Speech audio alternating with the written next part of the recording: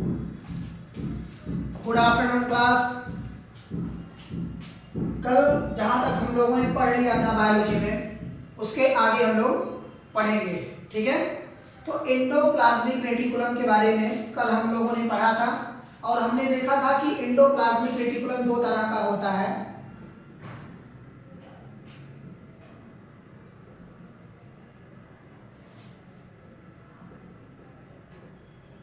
Endoplasmic reticulum दो तरह का होता है। पहला जो होता है वह हिस्सा स्मूथ यानी कि चिकना होता है और दूसरा रफ होता है, रफ होता है, ठीक है। तो जो हमारा हिस्सा चिकना होता है उसमें मैंने आप सभी को बताया था कि उसमें वसा, घी यानी कि चिकना पदार्थ इसमें काफी ज्यादा मात्रा में खाया जाता है और फैट। जैसे आप लोगों ने देखा होगा कि सभी के शरीर में बहुत सारे पेट सभी के निकल आते हैं, आप कहते हैं कि वो क्या है, चर्बी है, ठीक है। और कमर के बगल में के हिस्सों में ये सारी चीजें देखेंगे तो काफी निकला हुआ होता है, जिनसे लोगों को पता चलता है कि इनके शरीर में चर्बी की मात्रा बहुत ज्यादा है और इस कारण से उनको बहुत सारी समस्याओं का सामना करना पड़ता है। जैसे वो चल नहीं पाते, खा नहीं पाते, डॉक्टर बहुत सारी चीजों को उनको मना कर देता है। तो ये सारी की सारी प्रतिक्रियाएं जो होती हैं, यह प्रतिक्रियाएं वसा के कारण ही होती हैं, ठीक है। उसके बाद जो हमारा रफ होता है इसमें प्रोटीन पाया जाता है, जो कि प्रोटीन की मात्रा हमारे शरीर में बढ़ोतरी करने की, बनावट बनाने की और अन्य प्रकार के सीक्वेंस के बारे में काम करता है। तो हमने बताया था कि यही जो रफ है इसमें राइबोसोम पाया जाता है। क्या पाया जाता है? राइबोसोम। तो इसी राइबोसोम के बारे में हम लोगों को पढ़ना है आज, जो हम पढ़ेंगे। तो ये राइबोसोम जो है यह हमारे शरीर में दो तरह से पाए जाते हैं। एक को कहते हैं 70S और दूसरे को बोलते हैं 80S। तो ये जो हमारा 70S है यह हमें, आप देखिएगा कि एक कोशिकीय, ठीक है, यानी कि प्रोकैरियोटिक जीव में पाया जाता है, ठीक है। लेकिन अगर हम यहीं पर 80S की बात करते हैं, यह प्रोकैरियोटिक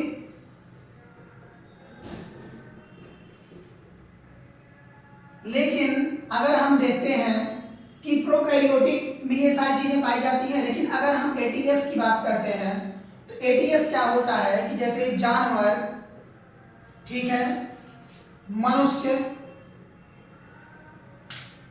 जीव, इन सब में हम देखते हैं कि इस 80S की मात्रा ज्यादा होती है, ठीक है। जिनको हम दो तरह से बता सकते हैं कि जैसे राइबोसोम को ही प्रोटीन की फैक्ट्री भी कहा जाता है। क्या कहा जाता है? प्रोटीन की फैक्ट्री।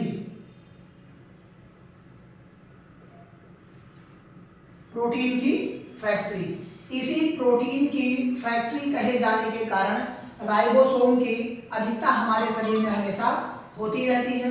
इसमें पहला जो होता है उन्हें कहते हैं एनाबोलिज्म, ठीक है, और दूसरे को बोलते हैं कैटाबोलिज्म, ठीक है।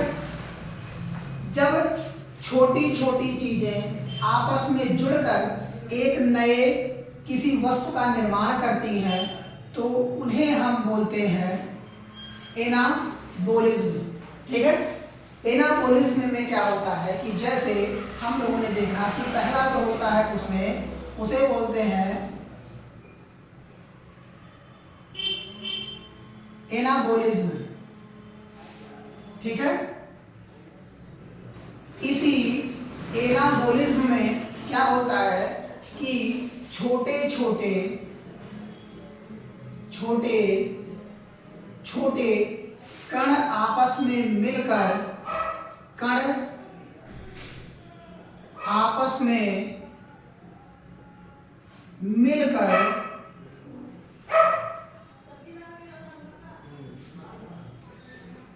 निर्माण एक नए वस्तु का करते हैं, ठीक है, एक नए वस्तु का निर्माण करते हैं, तो इन्हें बोला जाता है एनाबोलिज्म, ठीक है। कैटाबोलिज्म क्या होता है? कैटाबोलिज्म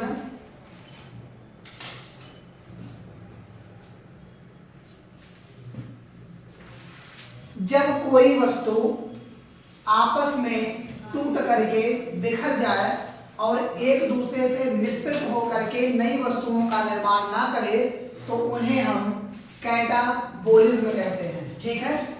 यानी कि आपस में किसी वस्तु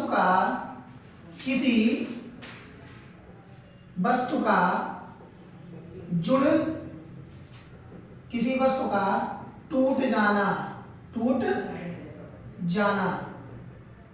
ठीक है, टूट जाना, तो ये क्या होते हैं? अलग हो जाते हैं एक दूसरे से टूट करके, तो इन्हें हम कैटाबोलिज्म कहते हैं। इन्हें क्या कहते हैं? हम कैटाबोलिज्म कहते हैं। जब हमारे शरीर में 10+10, जैसे कि हमारे शरीर में पूरे प्रोटीन कितने पाए जाते हैं? 20 तरह के प्रोटीन होते हैं, ठीक है। यही 10 और +10 दो भाग में डिवाइड होते हैं ये, तो 10 और +10 करके 20 बनते हैं, जो ये 20 एक अमीनो एसिड का निर्माण करते हैं। अमीनो एसिड का पूरी तरह से क्या करते हैं? निर्माण करते हैं और इसे बनाते हैं, जो ग्लाइकोजन को ग्लूकोज में निर्मित करता है, यानी कि 38 ATP हम आगे आप लोगों को पढ़ा भी चुके हैं, 38 ATP, ठीक है। इससे क्या होता है कि ग्लाइकोजन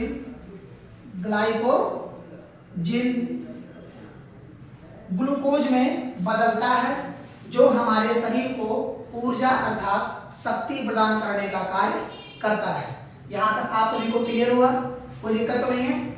अब हम क्या करते हैं कि जैसे 10-10 प्रोटीन जो अलग अलग भागों में डिवाइड होते हैं, तो 10 क्या होता है कि हमारे शरीर में ऑलरेडी विद्यमान रहता है, यानी कि बना रहता है, और 10 जो होते हैं वह हमको अलग से खाना पड़ता है। जैसे चावल में होते हैं, कढ़ाई में जो साग हम खाते हैं, आयरन की मात्रा उसमें से हमको मिलती है, घी खाते हैं, ठीक है, घी से हमको प्रोटीन प्राप्त होता है, वसा के रूप में हम मक्खन खाते हैं, गाजर, मूली, सलजम, इन सबको हम खा करके क्या करते हैं? प्रोटीन को इकट्ठा करते हैं, जो 10 तरह की प्रोटीनों को हमारे शरीर में निर्मित करने का कार्य करता है, जैसे B1, B2, B3, B5, B7, B12, B10, ये सब सारे की क्या है? A है, B है, C है, D है, E है। तो ये सब हमारे शरीर में प्रोटीन है, जो हमारे शरीर को सही तरीके से बना करके प्रचुर मात्रा में रखना चाहती है। तो ये जो प्रोटीन होते हैं, ये 3 तरह से हमारे शरीर में कार्य करते हैं। ये जो प्रोटीन आपके मिल करके आपस में बनते हैं, यह हमारे शरीर में 3 तरह से कार्य करते हैं। ये आप सभी के समझ में आ गया होगा, इसको मैं मिटा दे रहा हूं, फिर आगे मैं बताता हूं।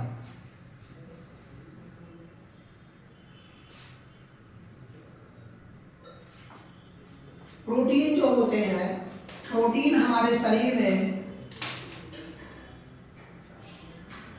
3 तरह से कार्य करते हैं। पहला, हमारे शरीर में वृद्धि के लिए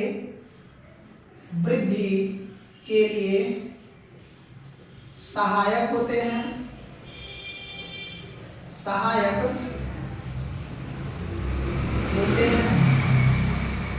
क्यों? क्योंकि क्या होता है कि बढ़ना जरूरी है, शरीर का बढ़ना और शरीर का थकना भी। बच्चों में क्या होता है कि ये ज़्यादा पाई जाती है मात्रा में, इसी वजह से उनको कभी थकावट नहीं लगती। बच्चों को आपने देखा होगा, थकते हुए देखा है, क्या करते हो? छोटे से रहेंगे, दिन भर खेलेंगे, रात भर खेलेंगे, दिन भर खेलेंगे, रात भर खेलेंगे। उनकी जब तक वो जगेंगे, अगर वो सो जाते हैं तो ठीक है, नहीं सोते हैं तो दिन में कभी भी वो आराम करते हुए आपको नहीं मिलेंगे। हमेशा क्या करते हैं? दिन भर खेलते रहते हैं। तो यही जो 70 इयर्स 80 इयर्स आपके होते हैं, चाहे वो जानवरों के बच्चे हों चाहे मनुष्य के बच्चे हों, वो हमेशा दिन भर क्या करते रहते हैं, खेलते हैं। यहाँ तक क्लियर हुआ आप लोगों को? तो यही जब प्रोटीन की मात्रा हमारे शरीर को वृद्धि के कार्य में सहायता करती है, तो इसी शरीर को मेंटेन रखने का भी कार्य करती है। मेंटेन का क्या मतलब है? जैसे आपने देखा होगा कि बहुत सारे चेहरों पर लोगों के झुर्रियां पड़ जाती हैं। क्यों? क्योंकि वो कोशिकाएं उनकी क्या होती हैं, मर जाती हैं। जब हमको भूख लगती है तो एक बार में कम से कम भूख लगने पर 90,000 कोशिकाओं का भक्षण हमारी पाचन क्रिया करती है। तो क्या कहा जाता है कि जैसे आपको भूख लगे तुरंत आप क्या करिए कि जो भी खाने को यथासंभव सामग्री आपको मिले, आप तुरंत उसे क्या करिए, खा जाइए। ठीक है? क्योंकि खाना इस वजह से आवश्यक है कि जब आप नहीं खाते हैं तो यही कम से कम 2 से 3 बार भूख लगने के जितने भी प्रयास होते हैं उतने की मात्रा में एक बार में हमारी पाचन क्रिया यानी कि मेटाबॉलिज्म सिस्टम जो होती है हमारी, वो 90,000 कोशिकाओं का भक्षण कर जाती है, जिनसे देखे होंगे कि यहाँ आंख के नीचे झुर्रियां पड़ जाती हैं। लोग कहते हैं बढ़ोतरी के लक्षण दिख रहे हैं। क्या कहते हैं? बढ़ोतरी के लक्षण दिख रहे हैं। और ऐसे चेहरा पकड़ो तो पता लगेगा, ऐसे फैल जाएगा, इधर उठ जाएगा, हाथ सिकुड़ जाएगा। तो ऐसे देखने को हमारे शरीर में मिलता है। ठीक है? तो उसी को कहते हैं मेंटेन रखना। शरीर को क्या करना? मेंटेन रखना। और तीसरा जो होता है वह हमें शक्ति प्रदान करने का कार्य करता है, अर्थात पावर, या हम कह सकते हैं ऊर्जा। ठीक है? ऊर्जा से क्या तात्पर्य है? हम दिन में काम करते हैं तो एक पुरुष को कार्य करने के लिए कम से कम 2600 किलो कैलोरी ऊर्जा की आवश्यकता होती है। 2600 किलो कैलोरी की ऊर्जा आवश्यकता होती है और 1600 किलो कैलोरी की ऊर्जा की आवश्यकता जो होती है वो महिलाओं को होती है, यानी कि फीमेल को। और मेल को कम से कम 2600 किलो कैलोरी की ऊर्जा आवश्यक होती है। आपने देखा होगा कि पुरुष जब अपने ऑफिस से थक करके या मतलब कहीं से रनवे से आते हैं तो आते ही जब गिरते हैं तो उनके शरीर की ये जो शारीरिक क्षमता होती है यानी कि पूरी तरीके से कम हो जाती है और अपने को नर्वस फील करते हैं और शरीर में उनके चलने फिरने उठने बैठने की क्या होती है, शक्ति कम हो जाती है। ठीक है? तो अगर वहीं हम महिलाओं की बात करते हैं, अगर वह अपने घर के कार्यों को करके थक जाती हैं तो आपने देखा होगा कि जाकर के तुरंत बिस्तरे पर लेट जाएंगी और कहेंगी अब इससे ज़्यादा कार्य हमसे नहीं होता। क्यों? क्योंकि उनके शरीर की पूरी ऊर्जा क्या होती है, खत्म हो जाती है, जो कि कितनी होती है, 1600 किलो कैलोरी। ठीक है? अब यहाँ तक समझ में आ गया आप सभी को। यानी कि जो प्रोटीन हमारे शरीर में कार्य करते हैं वो 3 तरह से वृद्धि के लिए सहायक होते हैं, मेंटेनेंस हमारे शरीर का वही रखते हैं और पावर अर्थात ऊर्जा को बनाए रखने का कार्य करते हैं। यानी कि हम कह सकते हैं जो राइबोसोम हमारा है वह हमारे शरीर में प्रोटीन की फैक्ट्री का कार्य पूरे तरीके से करता है। तो यहाँ आप सभी को क्लियर हो गया होगा कि कितने तरह के कैसे क्या किस तरह से हैं। अब इसके बाद हम लोगों को जो पढ़ना है वो पढ़ना है न्यूक्लियस यानी कि केंद्रक। केंद्रक इसकी खोज जो है रॉबर्ट ब्राउन नामक वैज्ञानिक ने किया था। जब इन्होंने इसकी खोज किया केंद्रक की तो केंद्रक को इन्होंने बताया आदेशवाहक यानी कि आदेश चक्र। केंद्रक हमारे पूरे शरीर में क्या करता है, आदेश देने का कार्य करता है। ठीक है? लेकिन इसके अंदर मारने की क्षमता किसी को नहीं होती। इसके अंदर क्या होती है, मारने की क्षमता पूरी तरीके से किसी को नहीं होती। यानी कि यह खाली आदेश दे सकता है पर किसी को हानि नहीं पहुंचा सकता। तो अब हम लोगों को न्यूक्लियस अर्थात केंद्रक के बारे में जानना है। ठीक है? उसके बारे में पढ़ना है।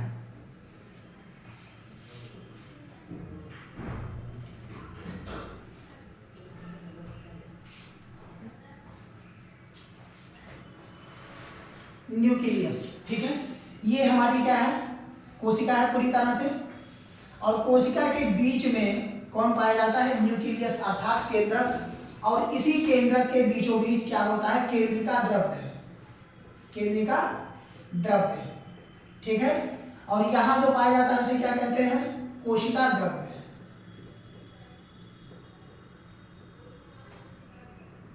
कोशिका द्रव्य, ठीक है, यानी कि साइटोप्लाज्म और प्रोटोप्लाज्म। इसे बोलते हैं प्रोटोप्लाज्म, इसे बोलते हैं साइटोप्लाज्म, ठीक है। इसके अंदर क्या होता है? पूरी तरीके से द्रव भरा होता है।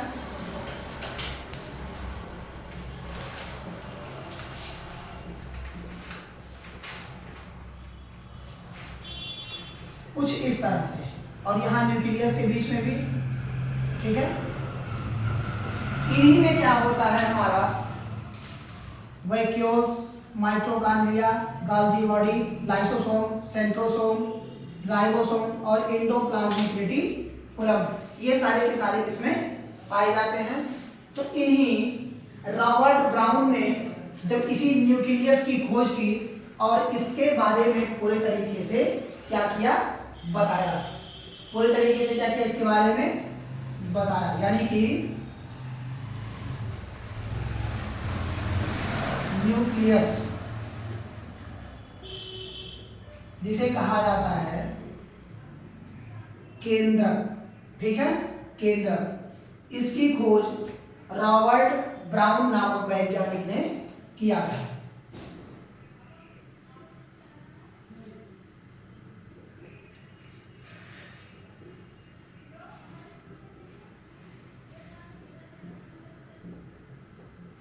रॉबर्ट ब्राउन ने किया था, ठीक है। यह अगर हम कहें तो आदेश देने का सिर्फ कार्य करता है, आदेश देना, ठीक है, यह आदेश देने का कार्य करता है, पर किसी को मारने की क्षमता इसके अंदर नहीं होती। मारने की क्षमता नहीं होती, यह किसी को नुकसान नहीं पहुंचा सकता, अर्थात यह किसी को मार नहीं सकता, ठीक है। इसमें 90% प्रोटीन, 90% प्रोटीन तथा 10% डीएनए होता है। 10% क्या होता है? डीएनए, ठीक है, यानी कि deoxy nuclear acid, deoxy nuclear acid, ठीक है। तो यहां तक आप सभी के समझ में आया। तो ये क्या होता है कि इसके अंदर मारने की क्षमता भले ना हो, लेकिन ये गाइडलाइन बहुत अच्छा करती है, यानी कि अगर हम कहें तो यह हमारे शरीर में गाइडेंस का कार्य करती है, यानी कि गाइड करने का कार्य करती है, ठीक है।